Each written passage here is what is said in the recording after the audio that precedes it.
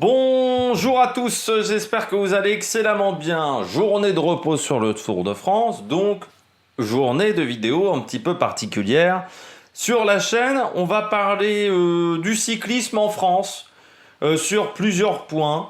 On parlera notamment du poids de la France à l'international ou de la manière de fonctionner des équipes françaises ou des cyclistes français.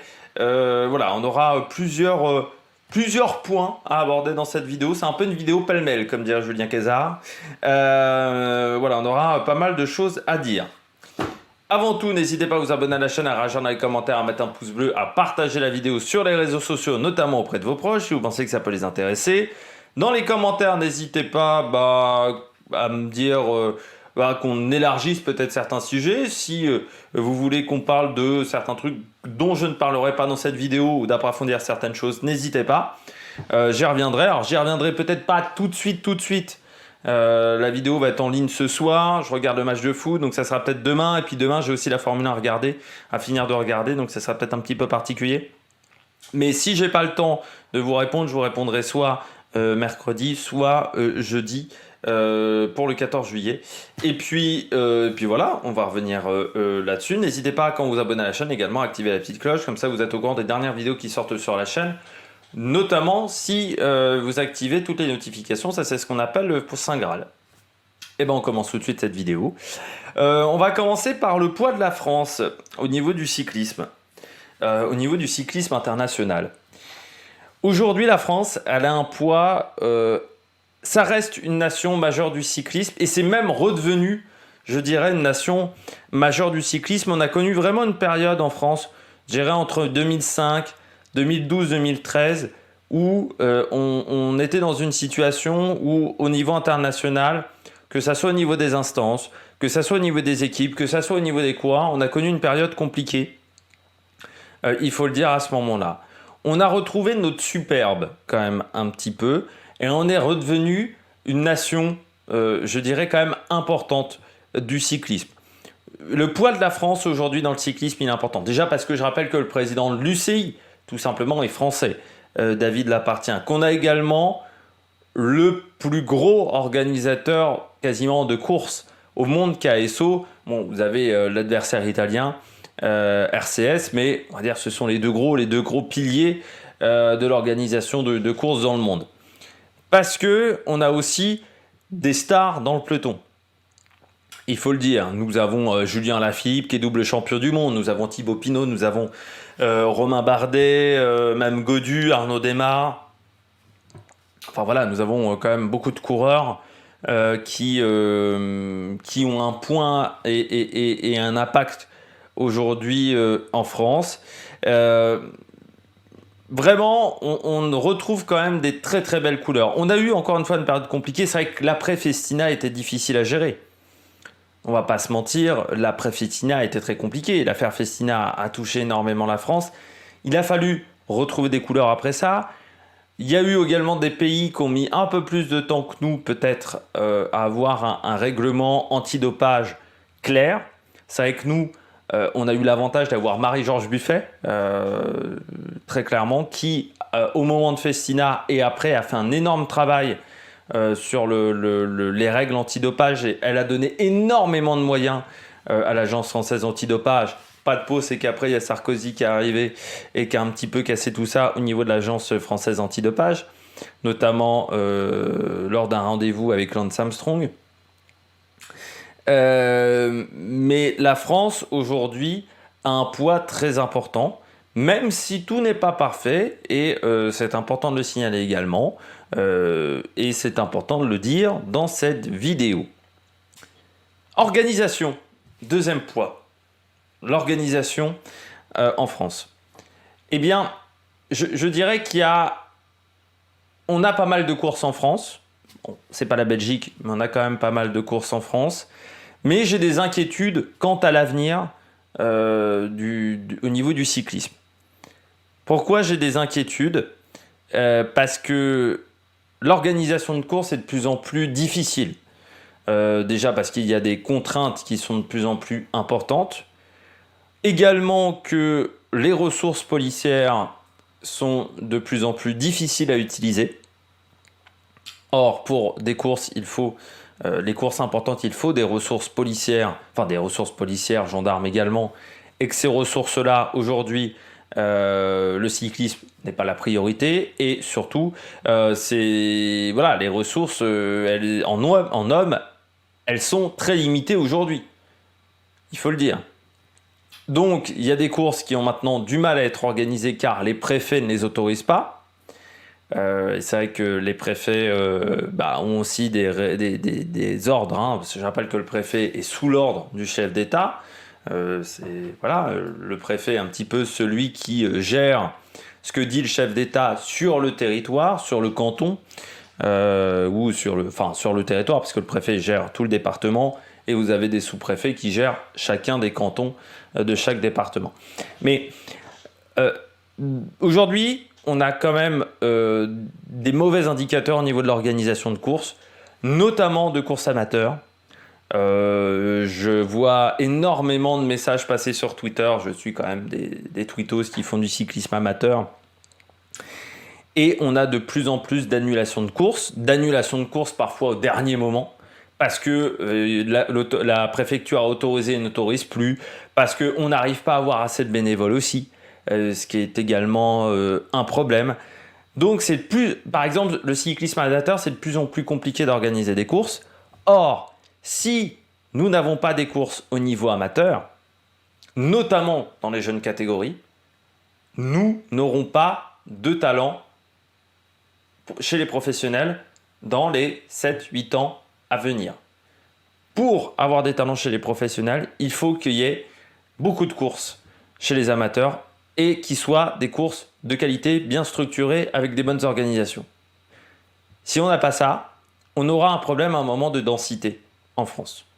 On aura un problème à un moment de vivier de coureurs, parce que ces coureurs-là ne pourront pas faire assez de courses, ou sur certains territoires, ça sera plus compliqué d'aller courir.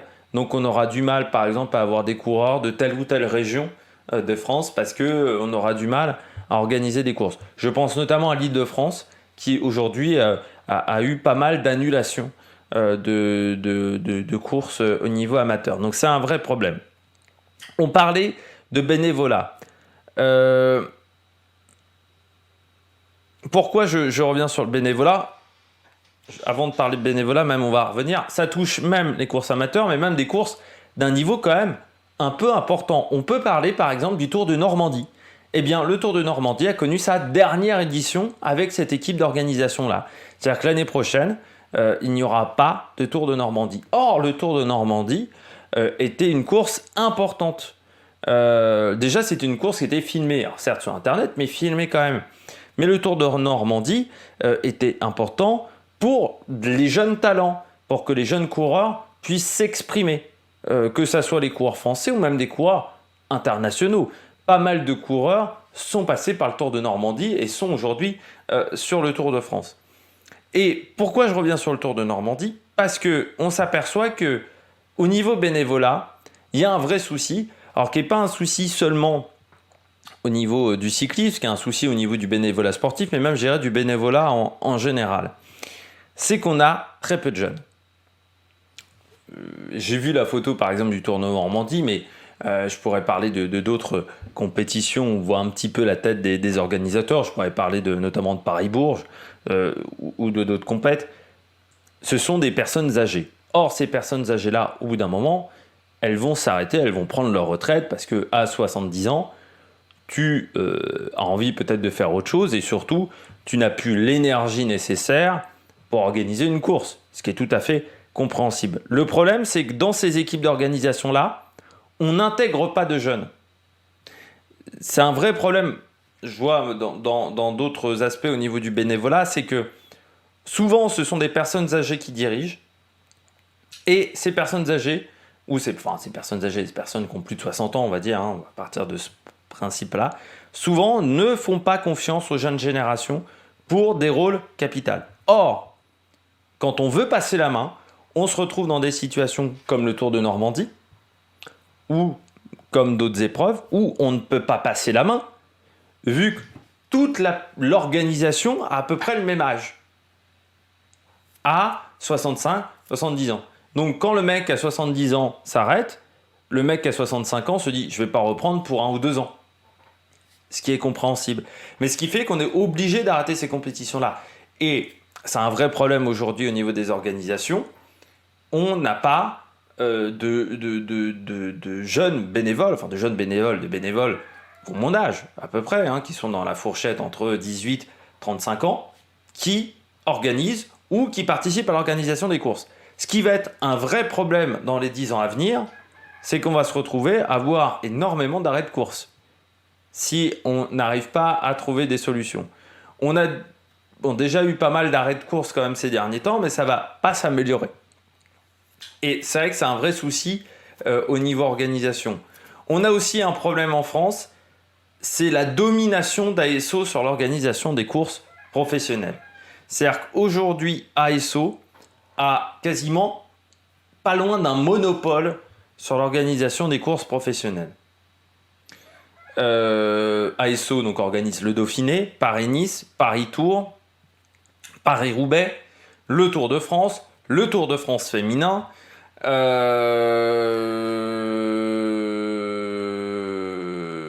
le Trobro, Léon également maintenant, c'est ASO. Ça laisse pas la place à un autre organisateur. Or, pour qu'un organisateur soit un minimum rentable d'un point de vue professionnel, il ne peut pas organiser qu'une course. Sinon, c'est pas rentable. Si un organisateur professionnel veut s'impliquer dans ce milieu-là, il faut qu'il arrive à organiser 3, 4, 5 courses différentes. Sauf qu'aujourd'hui, c'est pas possible parce que vous avez ASO qui a un monopole aujourd'hui sur le cyclisme. Et c'est un vrai problème pour moi, je trouve, ce monopole d'ASO qui commence à devenir de plus en plus important parce que voilà, ils ont repris l'organisation du Trobro-Léon, de là, est-ce qu'ils reprennent l'organisation d'autres manches de Coupe de France, ça me pose un problème. Et c'est compliqué pour les organisateurs de passer on va dire, d'organisateur amateur à organisateur professionnel. C'est quasiment impossible parce que vous avez ASO. Aujourd'hui, l'organisation des courses, donc professionnelle, on va revenir sur ASO. Je trouve que ces derniers temps, on a des soucis d'organisation. Je l'ai dit sur le Tour de France, l'arrivée en virage, notamment du côté du Danemark, qui m'a posé problème. Mais on a des soucis d'organisation parce que, à une époque, l'organisation française, c'était la référence. Voilà, je le disais toujours, le Tour d'Italie, c'est le bordel. L'organisation de course en France, c'est toujours très bien cadré. On fait du bon boulot. Je trouve qu'ASO, cette année, on a eu quand même pas mal de situations borderline au niveau organisation. Et je trouve qu'il y a du laisser-aller chez ASO. Je trouve également que du côté d'ASO, on devrait s'inquiéter parce qu'il y a des courses qui, pour moi, sont en danger d'un point de vue World Tour. Je pense notamment au Critérium du Dauphiné. Pour moi, c'est une course qui est en danger, tout simplement parce que la liste de départ depuis 5 ans est vraiment pas top. Les 2 dernières années, c'est très faiblard. À part les coureurs français, il y a très peu de très bons coureurs étrangers qui viennent. Et qu'à ce rythme-là, au bout d'un moment, le World Tour, pour l'instant, il ne change pas, mais à un moment, on va dire, putain, là, c'est plus possible de rester en World Tour. Quand la liste de départ est aussi faible, c'est plus possible de rester en World Tour. C'est un vrai problème aujourd'hui. C'est un vrai problème qu'a connu aussi un petit peu le Grand Prix de Plouay à l'époque, géré par Ouest France, qui aussi a eu ce souci-là à une époque d'avoir des listes de départ très faibles. Alors eux, ils ont amené un nouveau parcours. Bon, on se souvient qu'il y a une année, c'était en 2020, il y avait Matthews et Mesgeck, qui étaient les 2 têtes d'affiche. Donc c'est vrai que aujourd'hui, au niveau de l'organisation, je trouve qu'il y a des courses qui sont quand même en danger un petit peu au niveau World Tour, notamment le Dauphiné, mais Paris-Nice, c'est pas beaucoup mieux ces dernières années. Je trouve que la liste de départ de Tirreno était plus alléchante que la liste de départ de Paris-Nice. Et on a vu notamment pas mal de coureurs français aller sur Tirreno cette année. Je pense à Warren Barguil notamment, ou à Victor Lafay, qui ont préféré aller sur Tirreno que sur Paris-Nice. Donc il y a aussi ce phénomène-là sur Paris-Nice. Pourquoi on a eu autant une domination de la Jumbo sur les étapes de sprint? C'est aussi parce qu'il y avait très peu de gros sprinteurs au départ. que la plupart des gros sprinteurs étaient allés sur Tirreno. Sur Tirreno, au niveau des sprinteurs, c'était costaud. Pareil sur le Dauphiné, on a eu une domination de Van Aert, mais c'est aussi parce qu'il y avait très peu d'opposition à Van Aert. Vous avez également un problème avec le Dauphiné, c'est son emplacement dans le calendrier. On s'aperçoit qu'aujourd'hui, un mois avant le départ du Tour de France, c'est trop long. Le Tour de Suisse a 3 semaines, entre 3 et 2 semaines. C'est un calendrier qui est beaucoup plus favorable. Et on s'aperçoit même que la route du Sud, par exemple, Quintana était sur la route du Sud. Il n'a pas été sur le Dauphiné. Parce que la route du Sud, c'est 4 jours. À un moment de l'année où on est proche du Tour de France, c'est pas mal pour remettre en route. C'est plus intéressant que le Dauphiné. Donc voilà, au niveau organisation de course, je crois qu'on a fait quand même un petit peu le tour de ce sujet. On va passer maintenant aux cyclistes. Du côté des cyclistes, comme je le disais en préambule de vidéo, on a eu une période compliquée au niveau cyclisme. J'irais entre 2005 et 2013, et même, on peut le dire, même avant 2005, on a eu une période très compliquée. C'est-à-dire avec un énorme problème de densité au niveau international. On a eu Festina qui a touché quand même pas mal de coureurs français. Ensuite, on a eu beaucoup de mal à se relever de Festina. Il faut le dire, déjà parce que pas mal de coureurs qui ont été impliqués dans l'affaire Festina ont ensuite arrêté leur carrière au début des années 2000. Où certains ont perdu 1 an ou 18 mois de carrière et sont passés de jeunes prometteurs à espoirs qui n'ont pas confirmé. Et puis qu'on a eu un problème en France avec parfois des structures aussi qui étaient mal faites. Mais c'est vrai qu'aujourd'hui, certains disent « bon, la France a des coureurs un peu moyens ». Moi, je voudrais rappeler à ces personnes-là que j'ai connu une époque où au championnat du monde, à 2 tours de l'arrivée, on n'avait personne. Et à une époque où le top, les seuls coureurs qui pouvaient avoir un impact au niveau mondial en France, c'était Chavanel, Vauclair, Pinot un petit peu et encore en étant gentil, Fédrigo et Feuillu, Romain Feuillu. Alors, t'enlever ces 5-6 coureurs-là, j'en ai peut-être oublié 2-3 autres, mais vraiment, entre 2005 et 2008-2009, tu avais aussi Cyril Dessel. Mais au niveau international, ça se comptait vraiment sur les doigts de la main. Les coureurs français qui avaient la capacité de performer régulièrement, on va dire, au niveau international. Et encore, là, je suis gentil parce que performer, je compte des mecs qui faisaient entre 15 et 25 sur certaines courses. Mais c'est dire la difficulté qu'on a eue à un moment. Et depuis 2012-2013, avec l'arrivée de Pinot, Démare, Boigny, Romain Bardet, même après, Barguil, Gaudu aujourd'hui, et plein d'autres, bien entendu, j'en oublie énormément. On arrive aujourd'hui à retrouver de la densité, ce qui nous a manqué à un moment au niveau... à la FIB, par exemple, j'ai oublié à la FIB. Mais on retrouve de la densité au niveau international. Alors, il y a encore des domaines où on est faiblard, c'est le contre-la-montre. Mais qui n'a jamais été une grande spécialité en France. Mais c'est vrai qu'aujourd'hui, le contre-la-montre, quand tu vois que même Armirail et Cavagna, aujourd'hui, ça a quand même du mal à accrocher un top 15 au niveau mondial. Il faut dire la vérité. Qu'on a un problème de densité au niveau peut-être des rouleurs, au niveau peut-être également des Flandriens. C'est vrai que les Flahut, même si on a par exemple un Mathis Louvel qui arrive, on a Hofstetter qui est vraiment pas mal, mais c'est vrai qu'on a peut-être un petit manque de densité dans ce domaine-là. Mais par contre, au niveau grimpeur, on a du monde. Au niveau sprinter, on a du monde aussi. Il y a beaucoup de nations qui aimeraient avoir à la fois Démare, Boigny, Coquard en France. Enfin, qui aimerait, et Hofstetter, et on peut même mettre un petit peu Benjamin Thomas qui aimerait avoir ces coureurs-là au niveau du sprint, et Christophe Laporte. Il y a peu de nations qui peuvent dire qu'elles ont 4-5 sprinters d'un très bon niveau international. Par exemple, l'Italie, ils ont Dainese et pas grand monde d'autre que Dainese. Ils ont Dainese, Modolo, c'est plus ça au niveau du sprint. le coureur de Alpecin, j'ai oublié son nom, qui a abandonné sur la 4e étape du Tour d'Italie. C'est pas foufou non plus. Donc en France, on a déjà cet avantage-là, c'est d'avoir une belle densité au niveau des sprinteurs, une belle densité au niveau des grimpeurs, et surtout, on arrive quand même à trouver des jeunes coureurs.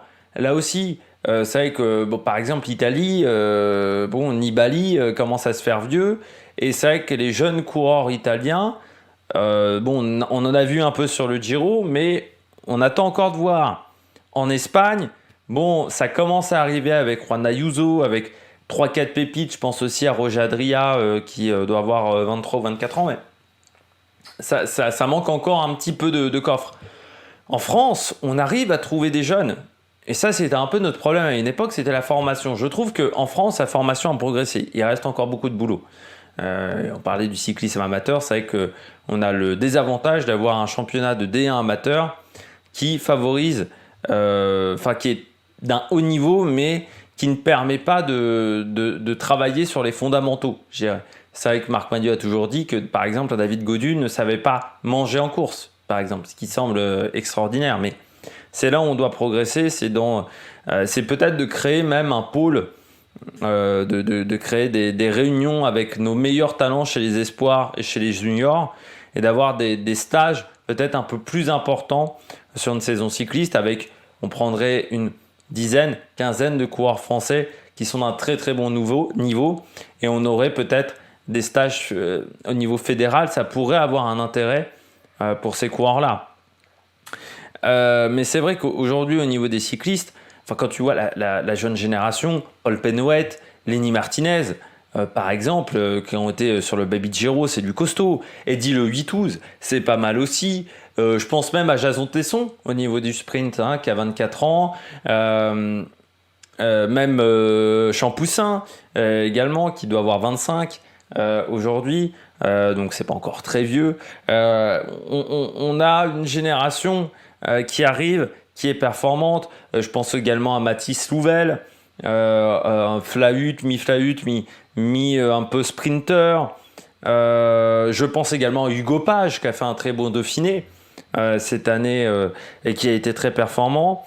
On commence à avoir vraiment des jeunes qui arrivent et qui sont performants dès leurs premières années. C'est vrai que ça a été un peu notre problème pendant une époque, c'est qu'on avait des bons jeunes qui passaient espoir, il n'y avait pas trop de soucis. Et puis après, entre espoir et professionnel, parfois ça mettait beaucoup de temps. On peut même penser par exemple à un Cosnefroy ou à d'autres coureurs qui avaient mis beaucoup de temps entre espoir et professionnel avant d'être performants, ou parfois ça ne marchait jamais.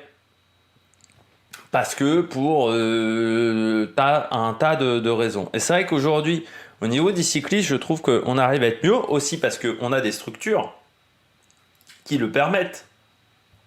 Je pense notamment aux réserves, à Chambéry, au CCI TUP. Enfin, voilà, on a maintenant des formations qui sont structurées chez les jeunes et qui permettent de faire tout ça.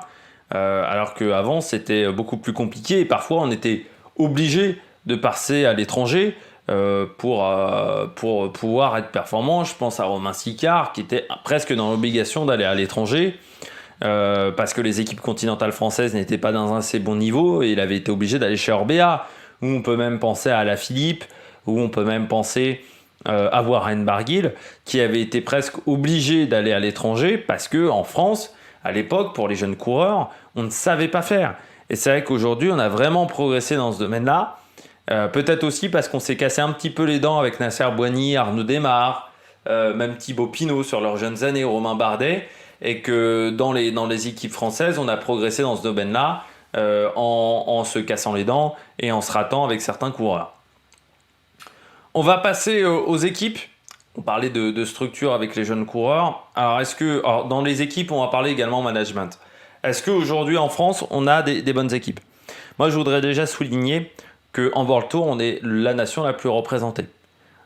C'est quand même un peu une fierté en France d'avoir autant d'équipes représentées. Alors certes, elles n'ont pas toutes un niveau qui leur permette de se battre avec les meilleurs, mais on a quand même deux structures, AG2R et Groupama, qui sont d'un très bon niveau. Cofidis, c'est un peu en dessous, mais on voit également Arkea qui va peut-être monter en World Tour l'année prochaine. Enfin voilà, il y a quand même des structures aujourd'hui qui sont de bonne qualité. Je vois aussi que les équipes françaises arrivent de plus en plus à attirer des coureurs étrangers. Je parlais d'une période qui a été compliquée pour les coureurs français dans les années 2000.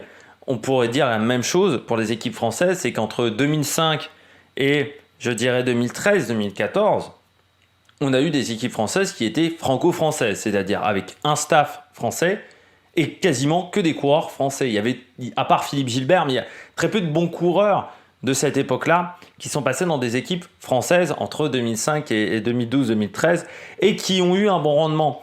Je parlais donc de Philippe Gilbert, Ryan Taramae aussi avait eu un bon rendement, mais je dirais qu'ils étaient, ça doit être 3-4, quoi, pas beaucoup plus.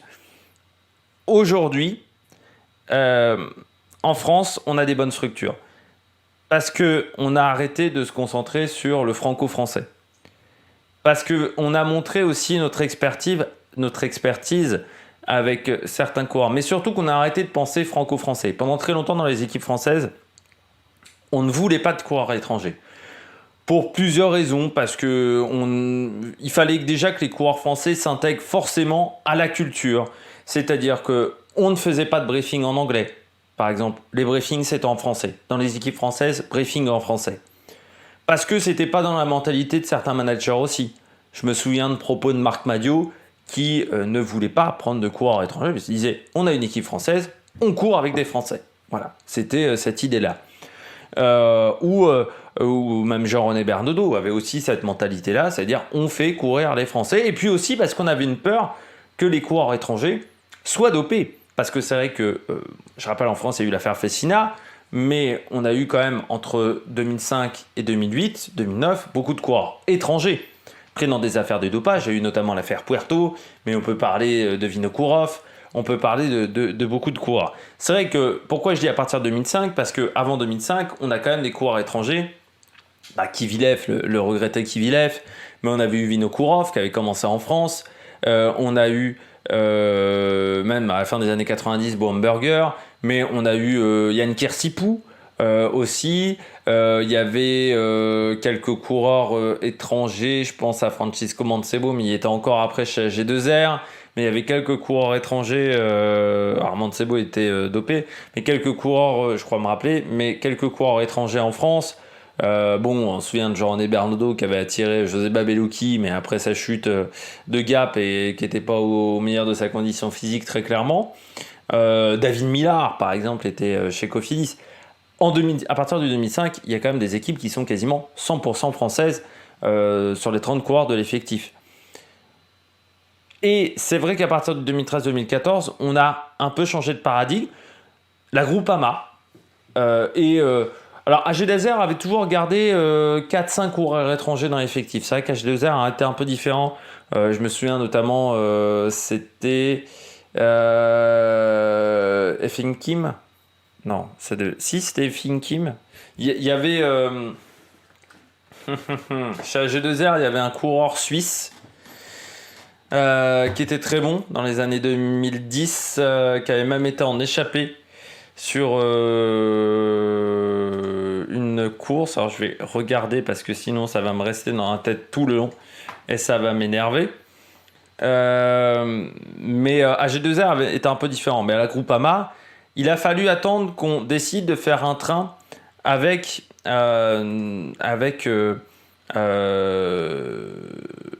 autour d'Arnaud Desmar pour que ça change Martin Hemlinger, voilà. Il y avait Ben Gastover également, Nocentini. Chez AG2R, ça a été un petit peu différent. Mais par exemple, chez Groupama, si je prends au niveau des équipes Groupama, par exemple, on fait la comparaison. Groupama, et que je prends l'équipe en 2008,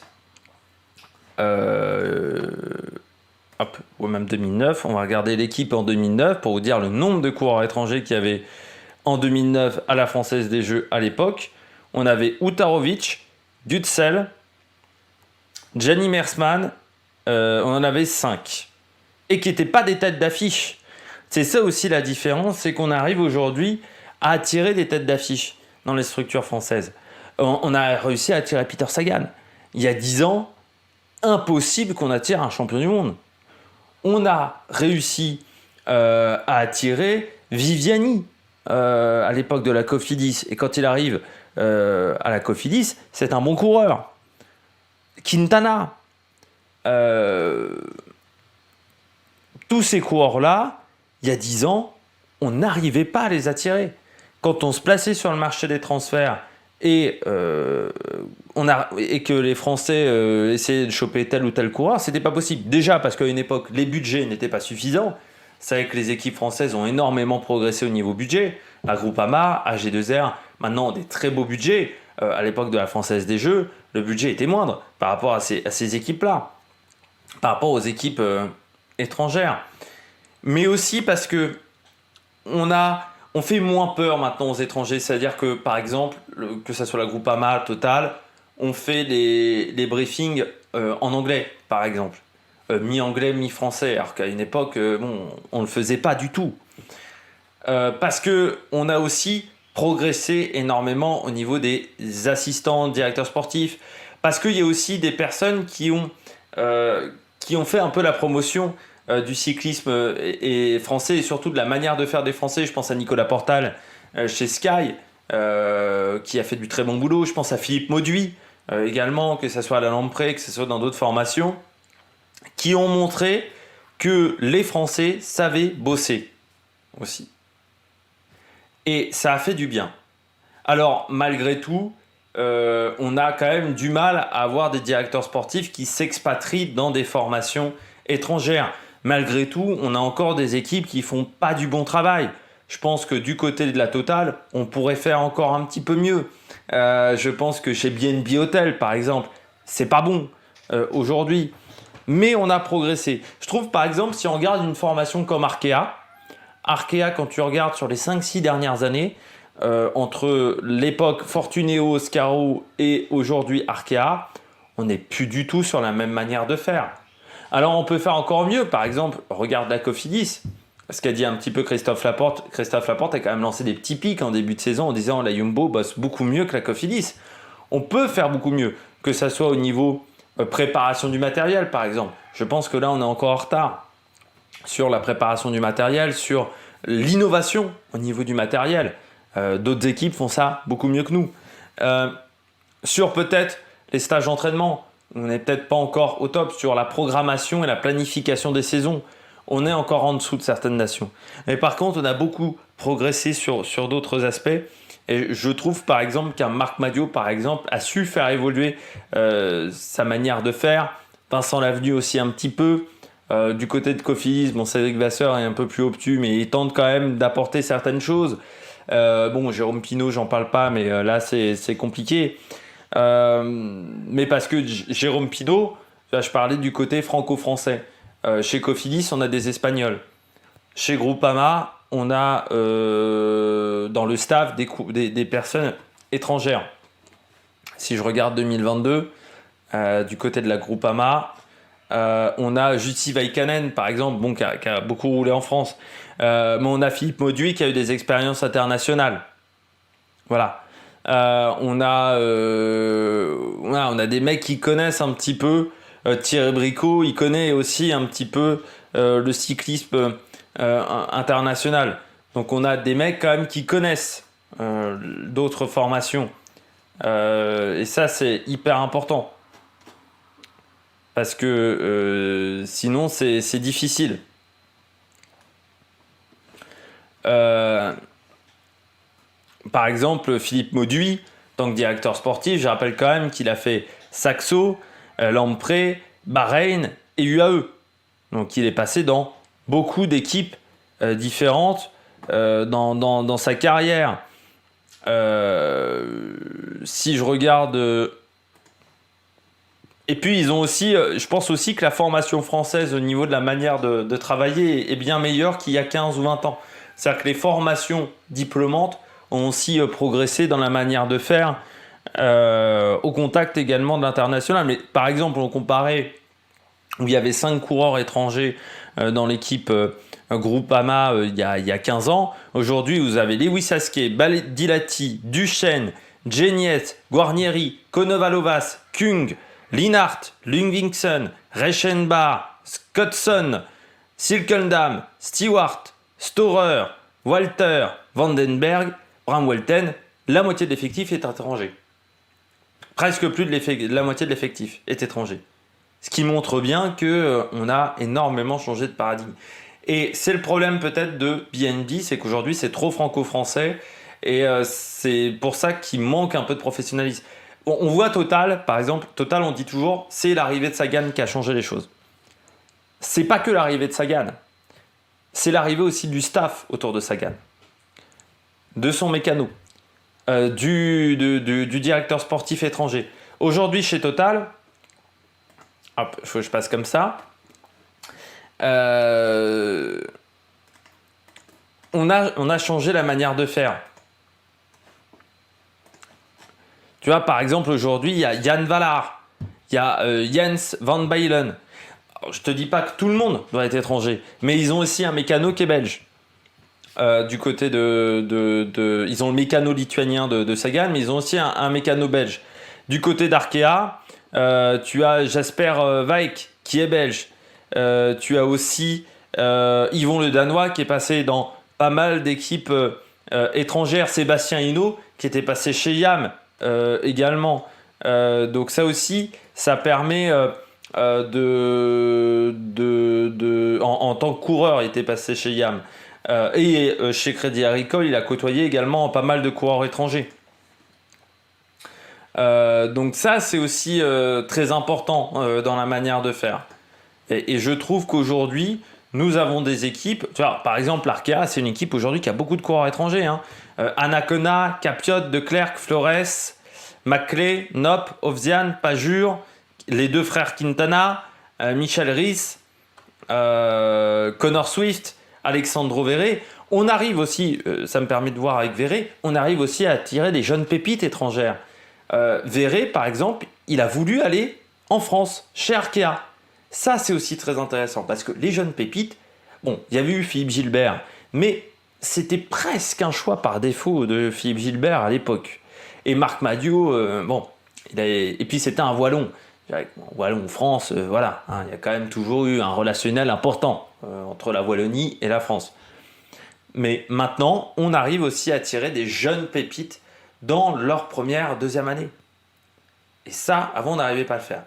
Donc certes, tout n'est pas top encore dans les équipes françaises, on doit progresser dans certains domaines, mais je trouve que, voilà, par exemple, si on doit faire un bilan de cette vidéo, je trouve quand même qu'au niveau cyclisme professionnel, on est dans une situation qui est bien meilleure qu'il y a 15 ans. Si vous m'aviez dit de faire le même bilan il y a 15 ans, je vous aurais dit, il n'y a rien qui va, et en plus, on ne voit pas vraiment le bout du tunnel. Je vous aurais dit, ça ressemble un petit peu à Neisna. Voilà, hop là, je ne sais pas si on le voit, hop, je me redécale, à la Coupe du Monde 2010. Aujourd'hui, on est en capacité de rivaliser avec les meilleurs. Ce n'était pas le cas il y a 10 ans, vraiment. Mais en même temps, il y a quand même des sources d'inquiétude. Par exemple, l'organisation des courses amateurs. Par exemple, quand je vois BNB Hotel, je me dis qu'il y a encore des mecs qui sont un petit peu obtus dans leur manière de faire. Mais en soi, je trouve qu'il y a quand même plus de positif que de négatif. Même si il y a un petit peu de négatif comme toujours. J'espère que vous avez aimé cette vidéo. Si vous avez aimé cette vidéo, n'hésitez pas à vous abonner à la chaîne, à réagir dans les commentaires, à mettre un pouce bleu, à partager la vidéo sur les réseaux sociaux. Et puis nous, on se retrouve pour de nouvelles aventures sur la Mike Production. Ciao, ciao!